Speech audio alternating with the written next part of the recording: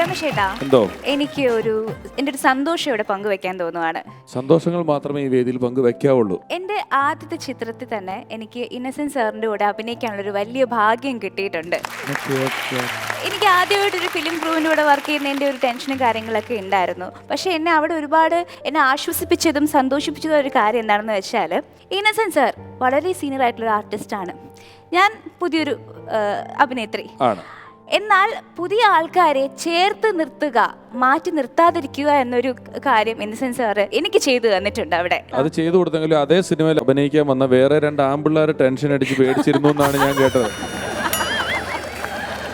ഈ പുതിയ ആൾക്കാരെ ദുരുപയോഗം ചെയ്ത ഒരാളുണ്ട്. അത് ധർമ്മജനാണ്. പണ്ട് ധർമ്മജൻ സുന്ദരി സുന്ദരി എന്ന് പറഞ്ഞൊരു സീരിയൽ എഴുതുക, അതിന്റെ സ്ക്രിപ്റ്റ് എഴുതുക, ദിവസം 7 സീൻ വേണം. ഒരു ദിവസം ഒരു സീരിയൽ ഷൂട്ട് ചെയ്യണമെങ്കിൽ ഇവൻ രാത്രി എന്തൊക്കെയോ തിരക്കഴിഞ്ഞ് പ്രോഗ്രാമും കഴിഞ്ഞ് വന്നിട്ട് ഒന്നും എഴുതിയിട്ടില്ല. അപ്പോൾ രാവിലെ ഒരു 2 മണിക്കൂർ ഉണ്ടെങ്കിൽ എഴുതാം, പക്ഷെ 2 മണിക്കൂർ കിട്ടണം. 8 മണിക്ക് ഷൂട്ടിംഗ് തുടങ്ങും. എന്ത് ചെയ്യണമെന്ന് അറിയില്ല. അപ്പോൾ കൃത്യം ഒരാൾ വന്നിട്ട് എനിക്ക് എന്തെങ്കിലും ഒരു വേഷം തരണം എന്ന് പറഞ്ഞു. ധർമ്മൻ അപ്പം തന്നെ ഒരു കോംപ്ലിക്കേറ്റഡ് സീൻ ഇയാൾ പറയുമ്പോൾ ഇയാൾ പറഞ്ഞു, അയാൾ പറഞ്ഞപ്പോൾ ഞാൻ പറഞ്ഞിട്ട് ശേഷം ഇയാൾ പറഞ്ഞിട്ടെന്നൊക്കെ പറഞ്ഞൊരു സീൻ എഴുതിയിട്ട് ഈ പുതിയ ആൾക്കും കൊടുത്തു വിട്ടു. അയാൾ 2 മണിക്കൂർ നിന്ന് തെറ്റിച്ചു. ആ സമയം കൊണ്ട് ബാക്കിയുള്ളത് മുഴുവൻ എഴുതി ഉണ്ടാക്കി കൃത്യമായിട്ട്.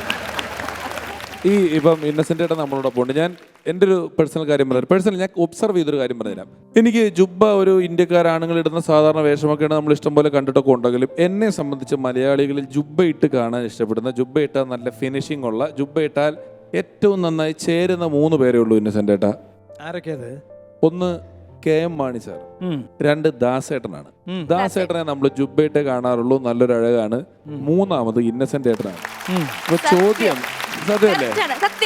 ശരി, ഇന്നസെന്റ് ഏട്ടൻ ജുബ്ബ, ഒരു സ്വർണ്ണമാല, കല്ല് പതിപ്പിച്ച ഒരു മോതിരം, ഗോൾഡൻ ഫ്രെയിമിന്റെ ഒരു കണ്ണട, ഇതിന്റെ പിന്നിൽ എന്തെങ്കിലും ഒരു ഉദ്ദേശമുണ്ടോ? എന്നെ സംബന്ധിച്ചിടത്തോളം ഞാൻ വലിയൊരു കലാകാരനല്ല, വലിയൊരു ആക്ടറല്ല, വലിയൊരു പാട്ടുകാരനല്ല. അപ്പം നമ്മൾ എപ്പോഴും ചില കാര്യങ്ങൾ നമ്മൾ ഉണ്ടാക്കണം. ഇപ്പോൾ ഒരു ജുബ, അങ്ങനെ ഒരു മണിമാല, ഒരു ഗോൾഡൻ ഫ്രെയിം ഇതൊക്കെ വെച്ചിട്ട് അങ്ങനെ ഉള്ളത് വെച്ചിട്ട് വരുമ്പോൾ തന്നെ ആളുകൾ അയാളൊരു കലാകാരനാണെന്നേ എന്ന് പറയും. മനസ്സിലായില്ലേ? അതല്ല എന്നുള്ള ബോധം എനിക്കുള്ളത് കൊണ്ടാണ് ഞാൻ ഈ പണി റെഡിയാക്കി വെച്ചിരിക്കുന്നത്. സപ്പോർട്ടിന് വേണ്ടി എടുത്തിട്ടേക്കാണ്. അത്രയേ ഉള്ളൂ, അല്ലാണ്ട് വേറെ ഒന്നുമല്ല. പിന്നെ വേറൊരു കാര്യം, ഈ ജുബയ്ക്ക് ഏതാണ്ട് നല്ല നീളമുണ്ട്. അപ്പോൾ ഈ സിനിമയിലൊക്കെ അഭിനയിക്കുന്ന വല്ല തിരക്കിലൊക്കെ പെട്ട് ആരെങ്കിലും മുണ്ട് വലിച്ചുകൊണ്ട് പോയാലും ജുബ രക്ഷിക്കും. ജുബ നമ്മൾ, അതുകൊണ്ട് ഞാനും ഒരു ജുബയാക്കുന്നതാണ് നല്ലത്.